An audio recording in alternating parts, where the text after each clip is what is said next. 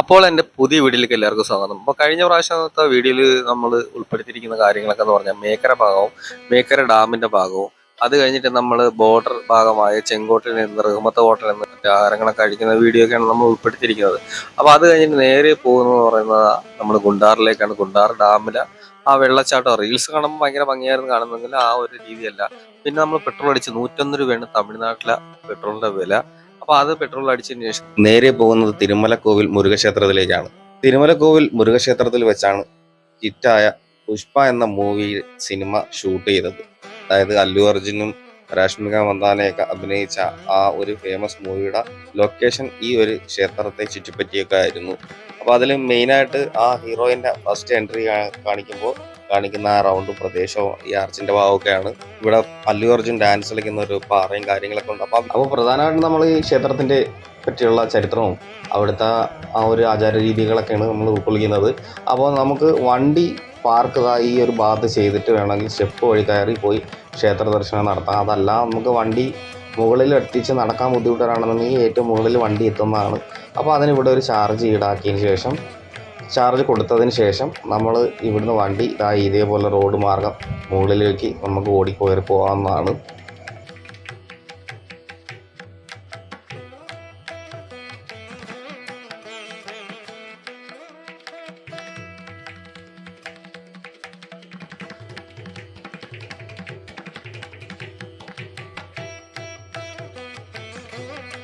അപ്പോൾ അങ്ങകലെ കാണുന്ന ആ മലനിരകൾ എന്ന് പറയുന്നത് കേരളത്തിന്റെ ഭാഗമാണ്. ഈ തൊട്ട് താഴെ കാണുന്ന ഭാഗമാണ് തമിഴ്നാടിന്റെ ഭാഗം പഴയകാല കേരളത്തിന്റെ ഒരു ലെവലാണ് ഇപ്പൊ. കാരണം തെങ്ങും പുരയിടവും പാടപ്രദേശങ്ങളൊക്കെ ഇപ്പൊ തമിഴ്നാട്ടിലാണ് കൂടുതലായിട്ടുള്ളത്. അപ്പോൾ ഈ റോഡ് വെട്ടിയെന്ന് പറഞ്ഞാൽ കുറച്ച് വർഷങ്ങൾക്ക് മുമ്പെയാണ്. അതിനു മുന്നേ ഈ സ്റ്റെപ്പ് വഴി ആണ്, അതായത് നമ്മുടെ പടി വഴിയാണ് ക്ഷേത്ര ദർശനം നടത്തിയിരുന്നത്. പക്ഷെ ഇത് കുറച്ചും കൂടെ ആൾക്കാർക്കൊരു സൗകര്യമായി. അപ്പോൾ വണ്ടി ഏറ്റവും മുകളിൽ ചെന്ന് നമുക്ക് അവിടെ ദർശനം നടത്തിയിട്ട് വരാം.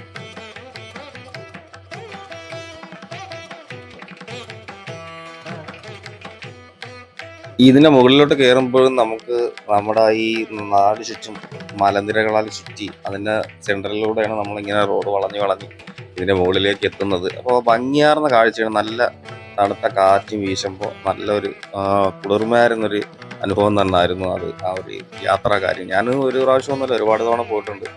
പക്ഷെ വീഡിയോ ഇതിനൊക്കെ ചെയ്യാൻ വേണ്ടിയിട്ടാണ് ഇപ്രാവശ്യം പോയത്. അപ്പോൾ കൂടെ സുഹൃത്തായ വിനുവും കൂടെ ഉണ്ട്. അപ്പോൾ മുകളിലെത്തിക്കഴിഞ്ഞാൽ വണ്ടി പാർക്ക് ചെയ്യാനുള്ള സൗകര്യ സ്പേസ് ഒക്കെ തന്നെ അവിടെ ഉണ്ട്. അപ്പോൾ വണ്ടി പാർക്ക് ചെയ്തിട്ട് അപ്പോൾ നമ്മൾ മുകളിലോട്ട് കയറാനുള്ള മുകളിലോട്ടെന്ന് പറഞ്ഞാൽ കുറച്ച് നടന്നാൽ മതി. പിന്നെ ക്ഷേത്രം എത്തിക്കഴിഞ്ഞു. വണ്ടി പാർക്ക് ചെയ്ത് ഇറങ്ങിയപ്പോൾ നല്ല സാധ്യ കാറ്റെന്ന് പറഞ്ഞാൽ നല്ല കാറ്റായിരുന്നു ആ പ്രദേശത്ത്. അപ്പോൾ ഈ വണ്ടിയിലൊക്കെ വരുന്നവർക്ക് മുകളിലോട്ട് വരണ്ട, സ്റ്റെപ്പ് വഴി കയറി വരണമെന്ന് ആഗ്രഹമുള്ളവർക്ക് ഏതാണ്ട് 624 25 പടികളാണ് ഉള്ളത്. അപ്പോൾ ആ അത്രയും പടി കയറി നിങ്ങൾക്ക് മുകളിൽ വന്ന് നമുക്ക് ക്ഷേത്ര ദർശനം നടത്താവുന്നതാണ്. ക്ഷേത്രത്തിന്റെ ഈ സ്റ്റെപ്പിന്റെ കണക്കിനകത്തൊരു വ്യത്യാസം വന്നതെന്ന് പറഞ്ഞു കഴിഞ്ഞാൽ ഞാൻ സെർച്ച് ചെയ്ത് 2 തരത്തിലാണ് നടന്നത്, 624 25. അതുകൊണ്ടാണ് ഞാൻ അങ്ങനെ ശരിയായ അറിയാവുന്നവർ ഒന്ന് കമന്റ് ചെയ്യുക. ക്ഷേത്രത്തിനുള്ളിലേക്ക് പ്രവേശിക്കുമ്പോൾ കൃത്യമായ ഈ നിബന്ധനകൾ പാലിച്ചിരിക്കണമെന്നുണ്ട്. അപ്പോൾ നമ്മൾ ആ ഒരു കാര്യങ്ങളൊക്കെ പാലിച്ചുകൊണ്ട് തന്നെയാണ് നമ്മൾ ക്ഷേത്രത്തിന്റെ ഉള്ളിലേക്ക് കടന്നത്. അപ്പോൾ ഈ മല കയറി നടന്നു വരുന്നവർ കാണും പടി വഴിയൊക്കെ. അപ്പോൾ അവർക്ക് മേളിൽ വരുമ്പോഴത്തേക്ക് കുടിവെള്ളത്തിനുള്ള സൗകര്യം കാര്യങ്ങളൊക്കെ ഈ ക്ഷേത്ര പരിസരത്ത് തന്നെ ഉണ്ട്.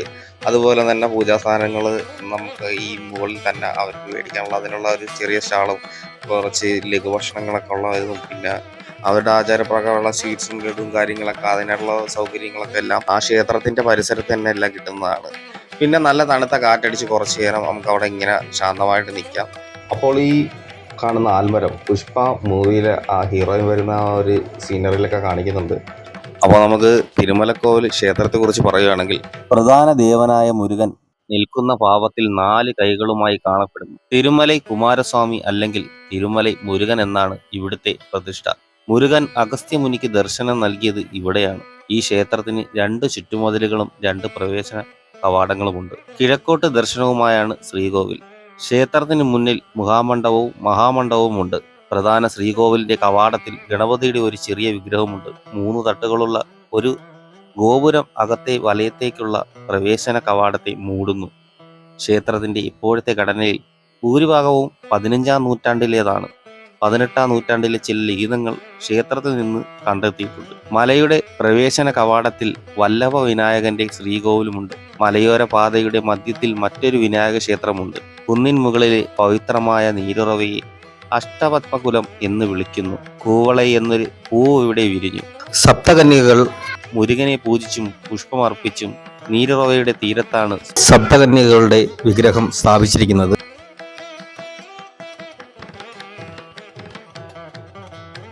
ഈ ക്ഷേത്രത്തിലെ ശ്രീകോവിലിലെ മുരുകനെ തിരുമലൈ കുമാരസ്വാമി അല്ലെങ്കിൽ തിരുമലൈ മുരുകൻ എന്നാണ് വിളിക്കുന്നത്.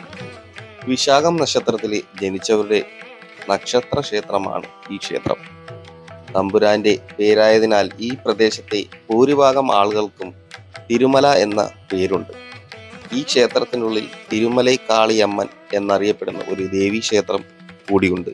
നിരവധി തെങ്ങിൻ തോട്ടങ്ങളാലും ചെറു ഗ്രാമങ്ങളാലും ചുറ്റപ്പെട്ടതാണ് ഈ കുന്നിൻ മുകളിലെ ക്ഷേത്രം.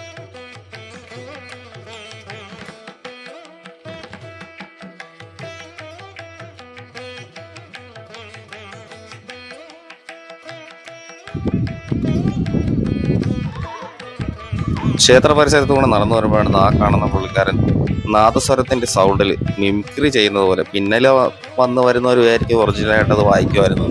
അത്ര ഭംഗിയായിട്ട് പുള്ളിക്കാരൻ അത് ചെയ്യുന്നുണ്ടായിരുന്നു.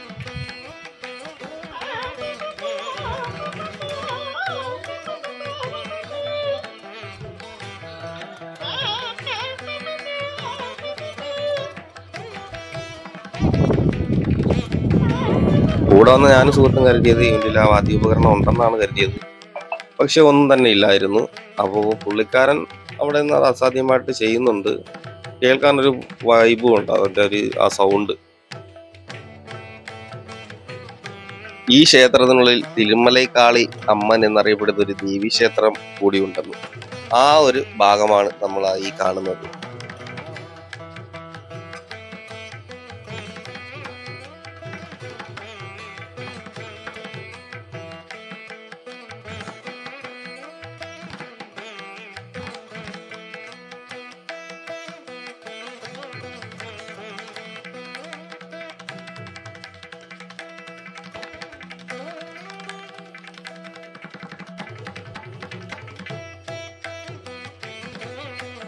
കേരളത്തിന്റെ അതിർത്തിയിൽ പശ്ചിമഘട്ടത്താൽ ചുറ്റപ്പെട്ട ഒരു ചെറിയ കുന്നിൻ മുകളിലാണ് 400 മീറ്റർ ഉയരത്തിൽ ഈ ക്ഷേത്രം സ്ഥിതി ചെയ്യുന്നത്.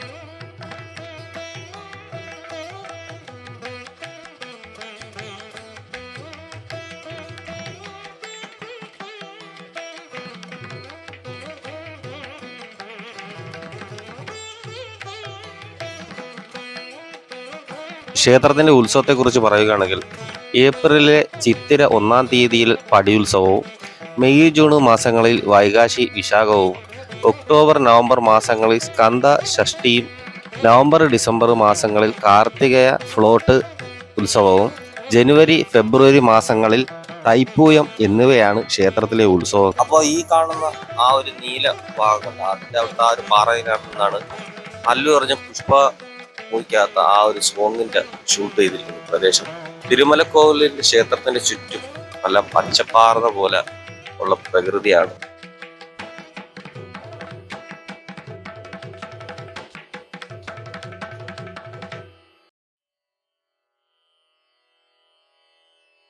ഈ ക്ഷേത്രത്തിന്റെ ഈ ഒരു ഫ്രണ്ട് ഗോപുരത്തിന്റെ, അതായത് കവാട ഭാഗമാണ് മുന്നിലത്തെ. അപ്പൊ അവിടെ നിന്ന് നോക്കിക്കഴിഞ്ഞാൽ നമുക്ക് മേക്കര ഡാം, അച്ചൻകോവിലോട്ട് പോകുന്ന ആ ഒരു മലനിരകളും ഇപ്പുറ സൈഡില് തെങ്കാശിയുടെ ആ ഒരു ഭാവവും ഇതെല്ലാം നമുക്ക് നല്ല ഭംഗിയായിട്ട് കണ്ണെത്താ ദൂരത്ത് കാണാൻ സാധിക്കും.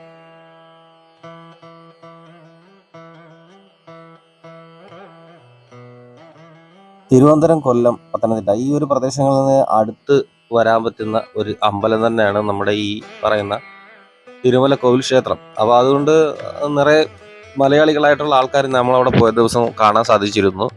അപ്പം നമുക്കൊരു 2-2.5 മണിക്കൂറൊക്കെ കൊണ്ട് കൊല്ലത്തുനിന്ന് സുഖമായിട്ട് നമുക്ക് ഈ തിരുമലക്കോവിൽ ക്ഷേത്രത്തിൽ എത്തിച്ചേരാവുന്നതാണ്.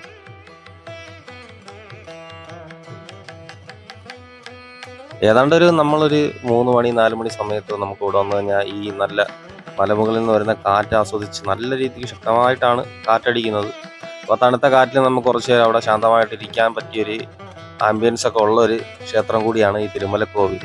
പിന്നെ ഒന്നെന്ന് പറഞ്ഞു കഴിഞ്ഞാൽ നമ്മൾ ഈ വരുന്ന റൂട്ടെന്ന് പറഞ്ഞാൽ നമ്മുടെ തെന്മല, നമ്മുടെ 13 കണ്ടർപ്പാല, ഈ റൂട്ടാണ് വരുന്നത്. നല്ല വളവും ഒരുപാട് ലോറികൾ പോകുന്ന പ്രദേശമാണ്. ലോറി വലിയ വണ്ടികൾ, ഈ ചരക്ക് വാഹനങ്ങൾ നമ്മളെ കൊല്ലം ഭാഗത്തേക്ക് പോകുന്ന ആ റൂട്ട് വഴിയാണ്. അപ്പം ഈ വണ്ടികൾ വരുന്നത് മിക്കതും ഈ തമിഴ് വണ്ടികളും അല്ലാതെ നമ്മുടെ നാട്ടിലെ വണ്ടികളും. ചില വണ്ടികൾ ഈ റോങ് സൈഡായിട്ട് കയറി അവർ പെട്ടെന്ന് സ്പീഡിൽ പോയി എടുക്കുമ്പോൾ അങ്ങനെ ഒരു അപകട സാധ്യത കൂടിയ ഒരു മേഖല കൂടിയാണ്. ഇപ്പോൾ പോകുന്നവർ വളരെ സൂക്ഷിച്ച് പോകാൻ ശ്രമിക്കുക.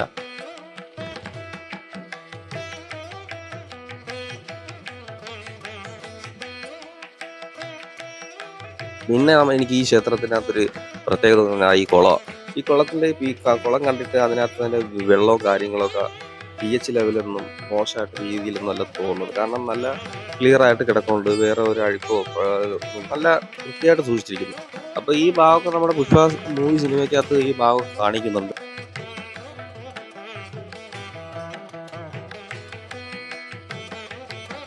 അപ്പോൾ നമ്മുടെ ഈ ക്ഷേത്രം തുറക്കുന്നത് വെളുപ്പിനെ 6 മണിക്കാണ്. പിന്നെ ഉച്ചയ്ക്ക് 1 മണിക്ക് അടയ്ക്കും. പിന്നെ തുറക്കുന്നത് 5 മണിക്കും അടയ്ക്കുന്നത് 8:30 പിന്നെ എന്ന് പറഞ്ഞാൽ ഈ പാറയുടെ മുകളിൽ ഈ പുളിമരവും അതേപോലെ തന്നെ ക്ഷേത്രത്തിനകത്ത് കിടന്ന ഈ ആൽമരവും. അപ്പോൾ ഈ വലിയൊരു മലയാണ്, അതായത് ഈ പാറ പോലുള്ള പ്രദേശമാണ്. അപ്പോൾ അവിടെ ഈ വൃക്ഷം എന്ന് പറയുന്നത് അത്രത്തോളം ഈ പാറകളെ തുരന്നു മാറിയാണ് ഇതിന്റെ വേരുകൾ നിന്ന് ഇങ്ങനെ പടർന്ന് പന്തലിച്ച് നിൽക്കുന്നത്. അത് കാണാൻ ആ കാറ്റത്ത് ഇങ്ങനെ അടിച്ച് ഇങ്ങനെ ആ ആലില അതിൻ്റെ സൗണ്ടും ഒക്കെ കേൾക്കാൻ ഒരു പ്രത്യേക ഒരു രസം തന്നെ ആയിരുന്നു അവിടെ ഇരുന്നത്. അപ്പോൾ നമുക്ക് ഈ തിരുമലക്കോവിൽ എത്തിച്ചേരാണെങ്കിൽ പാൻപോളി ബസ് സ്റ്റോപ്പിൽ നിന്ന് 5 കിലോമീറ്റർ ഉണ്ട്. തെങ്കാശിയിൽ നിന്ന് 14 കിലോമീറ്ററും കുറ്റാലിൽ നിന്ന് 18 കിലോമീറ്ററും തിരുനെൽവേലിയിൽ നിന്ന് 71 കിലോമീറ്ററും അകലെയാണ് നമ്മുടെ ഈ ക്ഷേത്രം സ്ഥിതി ചെയ്യുന്നത്. അപ്പോൾ എൻ്റെ ഈ വീഡിയോ കണ്ട് ഇഷ്ടപ്പെട്ടവർ ഒന്ന് ലൈക്ക് ചെയ്യുക, മാക്സിമം ഒന്ന് ഷെയർ ചെയ്ത് തരിക, സബ്സ്ക്രൈബ് ചെയ്യുക. അപ്പോൾ എല്ലാവർക്കും നല്ലത് വരട്ടെ എന്ന് പ്രാർത്ഥിച്ചുകൊണ്ട് അടുത്ത വീഡിയോ കാണാം. Okay, by.